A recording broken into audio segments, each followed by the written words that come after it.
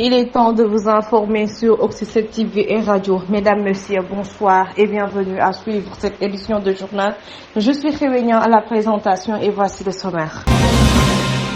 Politique, un giga meeting de Pastef à Dakar Arena, Ousmane Sonko rend hommage aux martyrs et aux blessés. Le chef de l'État à Khossanto pour une visite de travail à Soret-Mine. Bougane Gueye Dany malmené et arrêté à l'entrée de Bakel. En économie, vers une nouvelle stratégie fondée sur la protection des entreprises locales. Et enfin, en immigration clandestine, 32 Guinéens interpellés à Rosso. Tout de suite, le journal.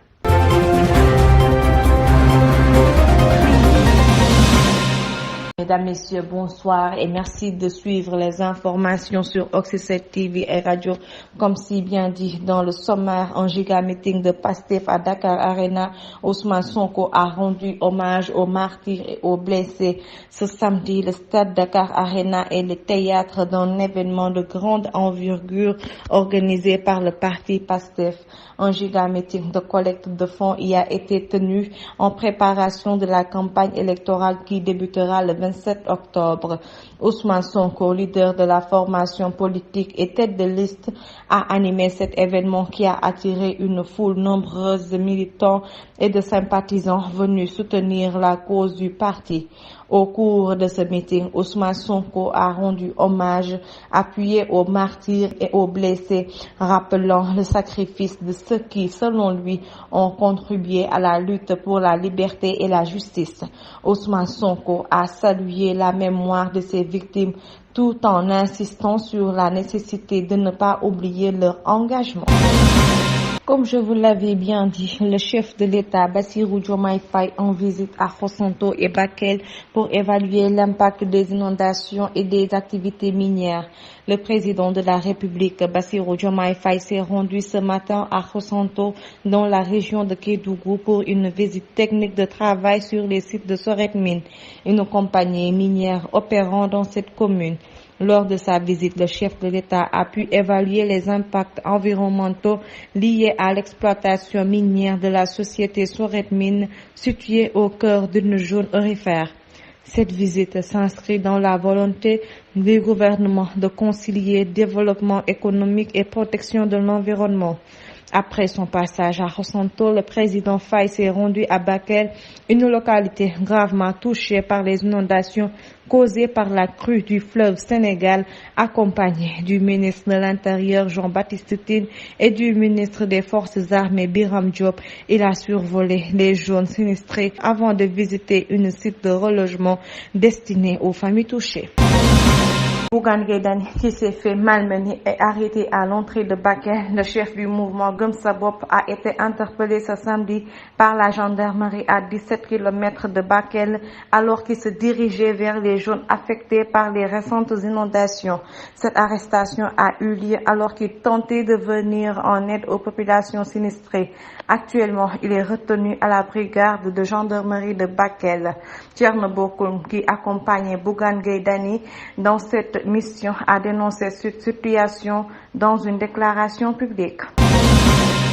Vers une nouvelle stratégie industrielle fondée sur la protection des entreprises locales, le ministre de l'Intérieur et du Commerce et des petites et moyennes entreprises, Serigne Gueye Diop, a assuré vendredi au secteur privé national l'engagement sans faille du gouvernement pour la protection des entreprises locales dans le cadre d'une nouvelle stratégie industrielle et commerciale que le Sénégal va adopter.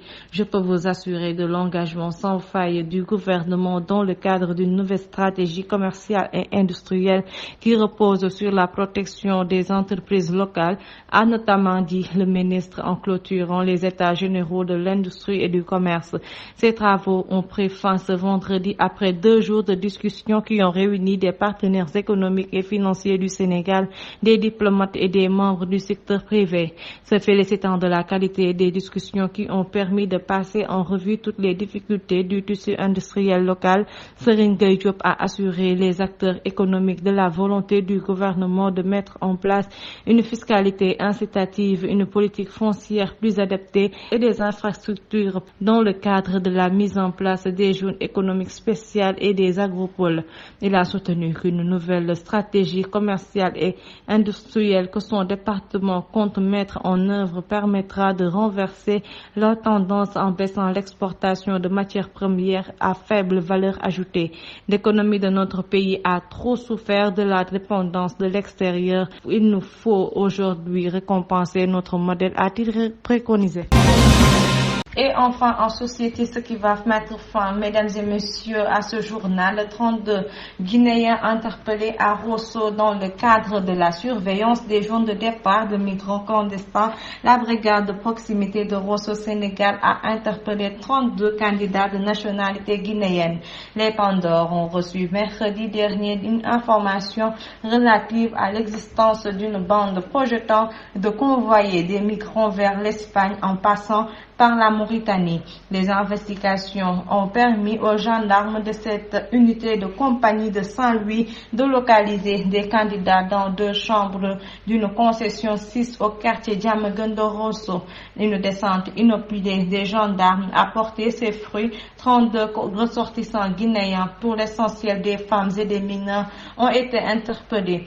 Le propriétaire de la maison Diop a déclaré aux enquêteurs que ces candidats lui ont été confiés par un démarcheur. Des investigations se poursuivent pour arrêter toute personne impliquée dans cette mafia.